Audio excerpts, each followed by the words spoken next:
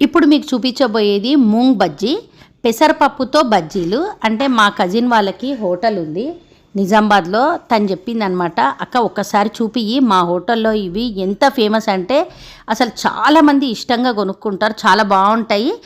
వీటికి కాంబినేషన్గా ఇట్లా ఫ్రైడ్ చిల్లీ చేయమని చెప్పింది.